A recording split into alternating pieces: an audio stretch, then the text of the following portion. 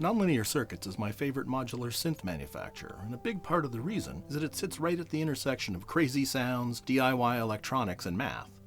I recently did a video about the excellent triple sloths, which uses a chaotic system to generate modulation that is predictable but doesn't just repeat, and it does without using a programmable microcontroller or anything. And for all the reasons I love sloths, I also love their Cellular Automata module. Cellular Automata is a pattern generator, but like the sloths, it doesn't really repeat. On each tick of a clock, it fires some portion of the 16 gate outputs it has, based on the evolution of an electronic system that mimics something more computational. As well, it takes information about which gates have fired and uses them to generate some control voltage outputs for modulation.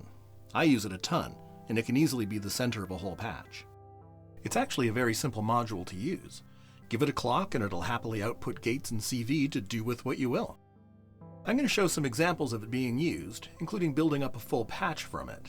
I'll explain a bit about the ins and outs, but a big part of the video is going to be to explain the computational concept of cellular automata, because it's surprisingly cool. And it's remarkable that a module that only uses 1970s era logic chips can do something like this. Since there isn't a whole lot of music in the video, at the end there's going to be an extended performance of the patch I'm going to describe. As always, the slides will be available at the link below and in the description. So let's look at a couple ways of using it, leading up to a full patch.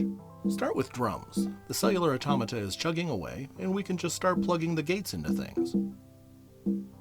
I'm using the 1010 Music Bitbox to hold drum samples, and these patterns do give a hint at some structure, but it's nothing obvious.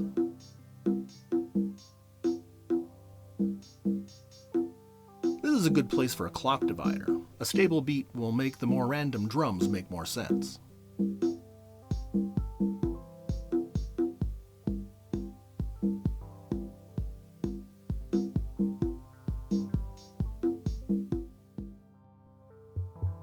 And we can do the same thing with a filter. The Mannequin's Three Sisters is a fun one to play with, since it has 3 filters, and you can ping them individually.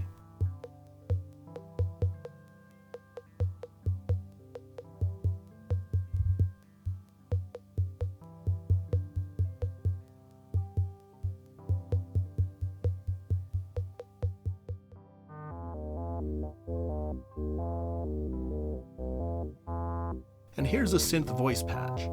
I'm using one of the CV outs and a quantizer to choose my note, and one of the gates to fire off the ADSR. Also, a second CV out is connected to the filter cutoff.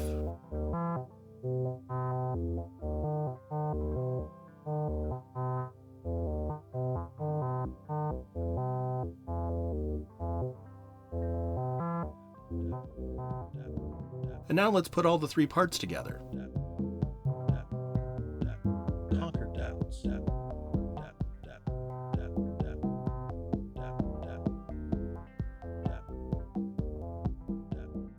I don't know about you, but it sounds pretty good, and it's remarkably non-random given that the whole thing is being controlled without a real sequencer of any sort. It's just a bunch of logic gates and some resistors. And that's really the main topic for the rest of this video, how complex behavior can arise out of simple rules. Before we dive into what's going on with the gates, let's start with those CV outputs. At each clock tick, the module takes all of the active cells and uses them to generate a specific voltage. Here's a map of how many volts each cell adds to the total. Those are some weird values though. 0.53, 0.36. That's a matter of using fairly standard values for some of the components. I'll get back to those in a minute. Cellular Automata has 3 CV outs. CV1 sums up the voltage based on the top 2 rows of cells, CV2 sums it up for the bottom 2 rows, and CV-all sort of takes the average of the 2. So here's an example. There are a number of active cells, and we'll add up the top 2 rows for CV1, and the bottom 2 rows for CV2, and then the average of the 2 for CV-all. Now that average is kind of important, because these outputs can be fairly hot. If all 8 cells on the top or bottom are lit up, it's going to output 7.5 volts. However, it's unlikely that both the top and the bottom are both going to be that high, so that averaging is going to smooth things out a bit. I find that one makes a good candidate for pitch CV, though I'm still running it through an attenuator here to dial it back a bit. So where do those voltages come from? Well, here's the part of the schematic that generates and adds the voltages together. These guys here highlighted in yellow are just different valued resistors, and they take the incoming voltage and just reduce it by an amount proportional to the value of the resistor. It's really pretty elegant, I think. And it also indicates that there's an opportunity to customize the module. For instance, I find that two of the cells have a particularly big voltage, 1.66 and 2.5 volts respectively, and that really bumps up the voltage on some steps and makes it a little tough to use for pitch CV sometimes. If I were building one today, I'd probably choose different values for those specific resistors to give me voltages that are a little less all over the place. You could even make them all the same value, and then the output would be determined just by how many cells were lit up and not which ones. It's pretty cool that it can be that easily customized. Okay, one last thing before we really dig into what cellular automata are. There are these 4 inputs labeled seed 1 through 4. They actually have relatively little to do with how the module is going to behave. It'll change up the pattern of cells a bit, but you're not going to notice a big difference in how it behaves, except for this one thing. Sometimes while the module is chugging along, creating its patterns, it'll just stop. And I think a lot of people's first intuition is that there's a problem with the module. After all, I built mine myself, and I've certainly made my fair share of mistakes while building them. But no, this is actually entirely expected behavior. Sometimes the set of rules that get applied to transform from one step to the next leads it to generating just the same pattern, so it doesn't change. And then on the next step, it also doesn't change, and it keeps on not changing. That's where these seeds come in. It allows you to add a little extra information into the pattern and can kick it out of that stuck state. You can just plug a quick trigger in and it'll start to run again, though it might just stop again right away. I find it really useful to plug the output of a clock divider into one of the seeds. That way, if it does get stuck, after a short while, the division will fire and the module will unstick itself. I don't think it makes much difference which of the seeds you use, just take the one that's most convenient. And it's kind of fun that you can play with that, deciding how long you might want to get it stuck for. If you connect it to something like a 256th clock, it could stay stuck for a minute or longer. How you use that is up to you, but it's cool that it's an option. But here's the big question, and what we're going to spend the rest of the video talking about. What are cellular automata? Simply put, they're a model for computation based on a discrete organization of information. Those are the cells we've been talking about, and how they're transformed by applying simple rules over and over again.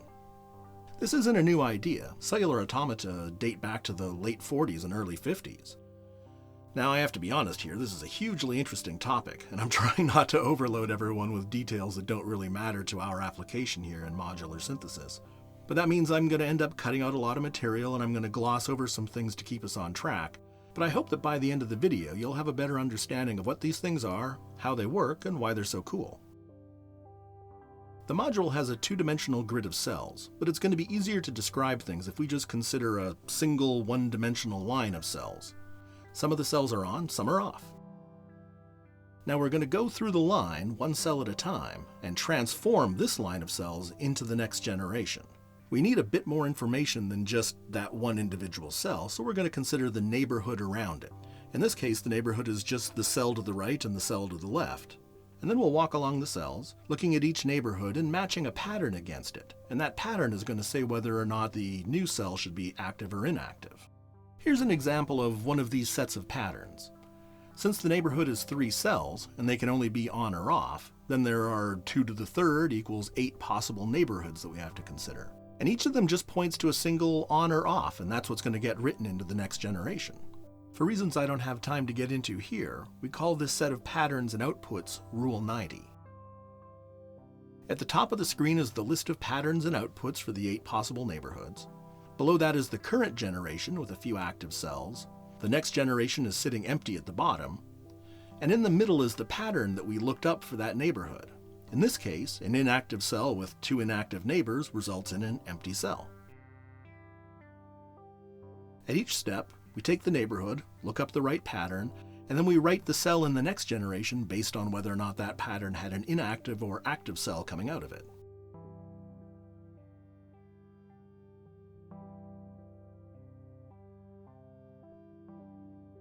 And then when it's done, that new generation becomes the current generation, and the rules run again.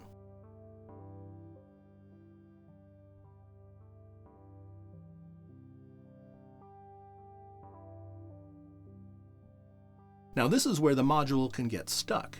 There is some configuration where the patterns and rules just transform the row into the same row, and it'll run again and transform that row into the same row again.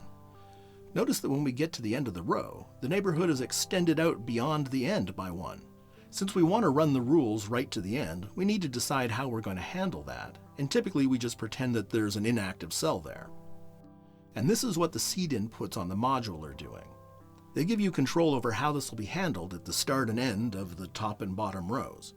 That's how we get out of a stuck state, because you're changing what pattern is being applied. Now I called this set of patterns Rule 90, and that seems to imply that there are many other rules that they could follow, and there are. In this configuration, there are 256 possible rules. Here's what some of them do. We're going to start them all off in the exact same state with one cell turned on in the middle, and then, wow, there are a lot of different ways things can evolve. Rules 100 and 140 never changed anything, just staying the same as the original. Rule 40 just died. 122 alternates back and forth. There's our Rule 90 towards the bottom on the left, and it keeps going through this cool repeating pattern. Rules 220 and 230 only operate on one half of the row. On the right, it sometimes looks as though the rules below are somehow interacting with the rows around it, but they aren't.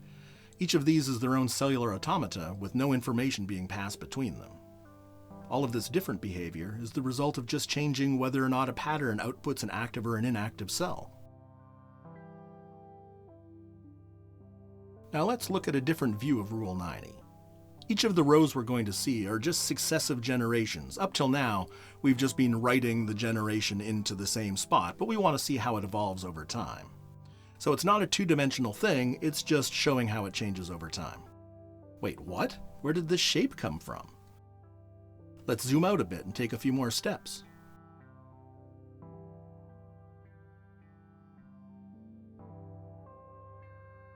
And zoom out again.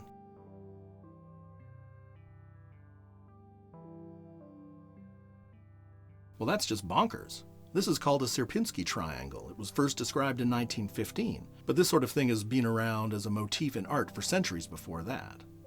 But we just started with a single active cell and 8 pretty trivial rules to apply to it.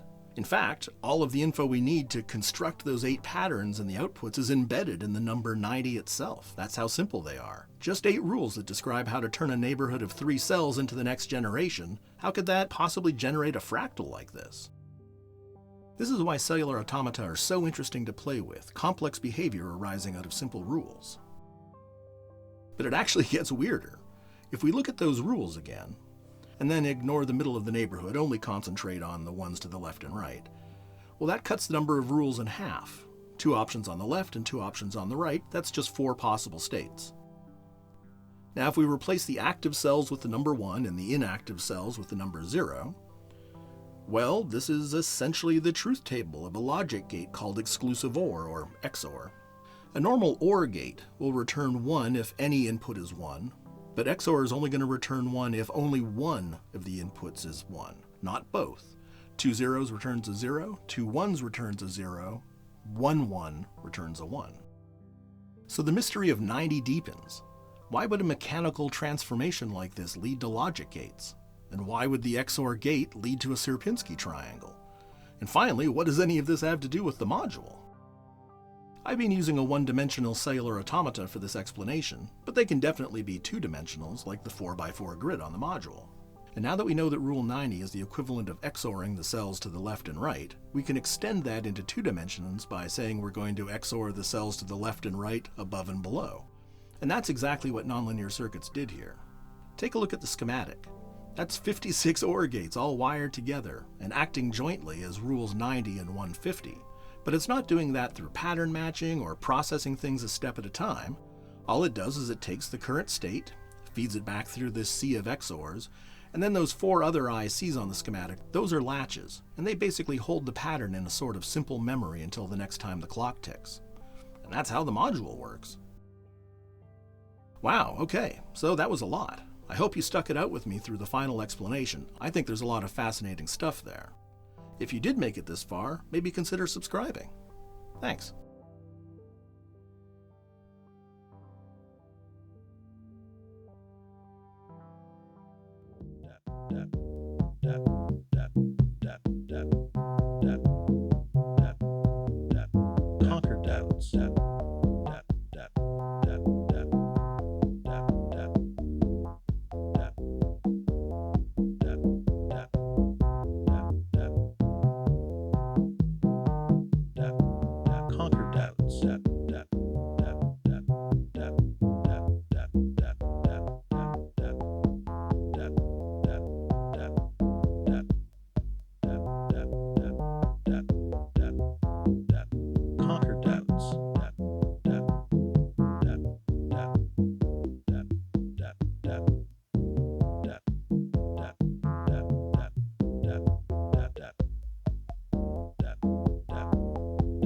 conquer doubts.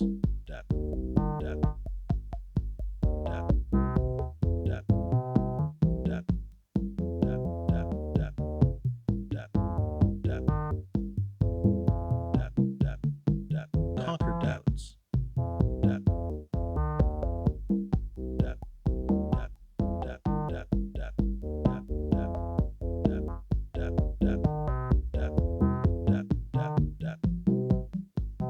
Conquer doubts.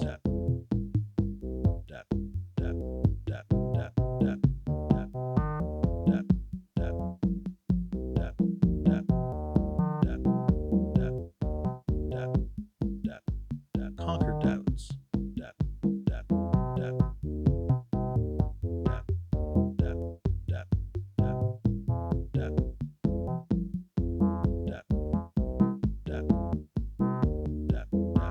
Conquer doubts.